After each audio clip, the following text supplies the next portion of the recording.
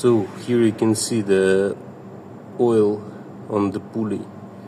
So it comes from the seal, I think so. So this is,